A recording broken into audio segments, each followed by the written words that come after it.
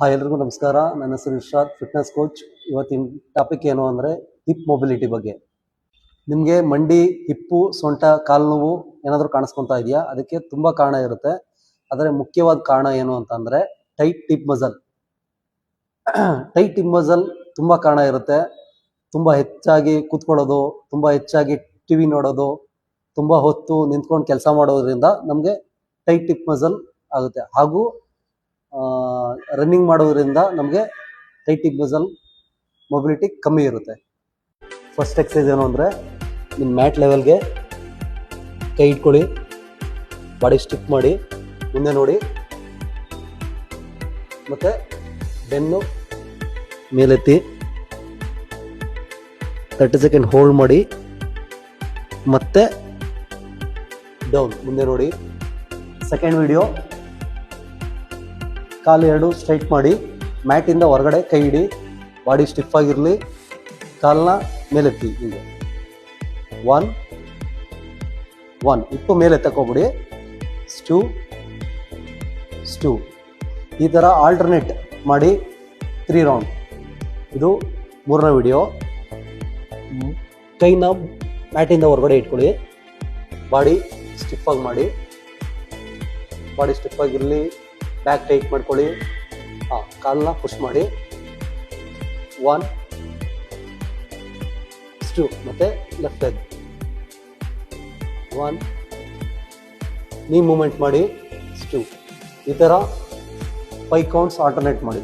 ಹಾಗೆ 4ನೇ video, same position, ಮ್ಯಾಟಿಂದ ಹೊರಗಡೆ ಕೈ, ಬಾಡಿ ಸ್ಟಿಫ್, ಕಾಲನ್ನ ಈ ಥರ ಫುಲ್ಲು ರೊಟೇಟ್ ಮಾಡಿ. 1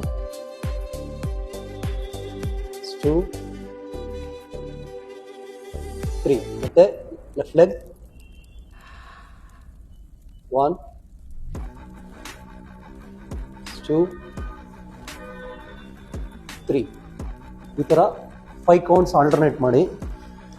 ನೆಕ್ಸ್ಟ್ 5ನೇ ವಿಡಿಯೋ ಏನು ಅಂದರೆ, ಜಸ್ಟ್ ಕೂತ್ಕೊಳ್ಳಿ, ಕಾಲೆರಡು ಮ್ಯಾಟಿಂದ ಹೊರಗೆ, ಆಮೇಲೆ 90 ಡಿಗ್ರಿ ಮ್ಯಾಟಿಂದ ಹೊರಗೆ ಇರಬೇಕು, ಬಾಡಿ ಸ್ಟಿಫ್, ಕಾಲನ್ನ ಈ ಥರ ಫುಲ್ಲು ಮೂಮೆಂಟ್ ಮಾಡಿ. 1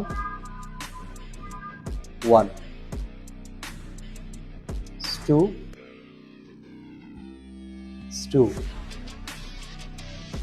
3 ಈ ಥರ 5 ಕೌಂಟ್ಸ್ ಮಾಡಿ. ಇದು 6ನೇ ವಿಡಿಯೋ. ಸೇಮ್, ಕಾಲು 90 ಡಿಗ್ರಿಯಾಗಿ ಇಟ್ಕೊಳ್ಳಿ, ಬಾಡಿ ಸ್ಟಿಫ್ ಆಗಿ ಇಟ್ಕೊಳ್ಳಿ, ರೊಟೇಟ್, ಕಾಲೆರಡು ಸ್ಟಿಫ್, ಕೈ ಮುಂದೆ ತೊಗೊಳ್ರಿ, ಪುಷ್. 1 2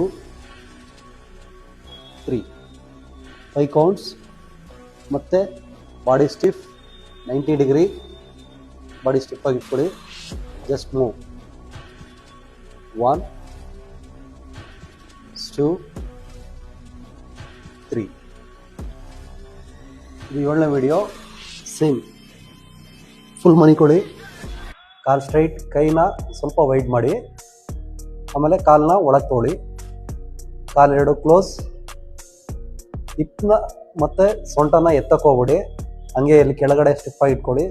ಆದಷ್ಟು ಇದನ್ನು ಪ್ರೆಸ್ ಮಾಡಿ, ಪ್ರೆಸ್ ಮಾಡಿಕೊಂಡು ಕೋರ್ನೆಲ್ಲ ಟೈಟ್ ಮಾಡ್ಕೊಳ್ಳಿ. ಈ ಥರ 30 ಸೆಕೆಂಡ್ ನಾವನ್ನ ಹೋಲ್ಡ್ ಮಾಡ್ಕೊಂಡು ಇಟ್ಕೋಬೇಕು. Daddy's home.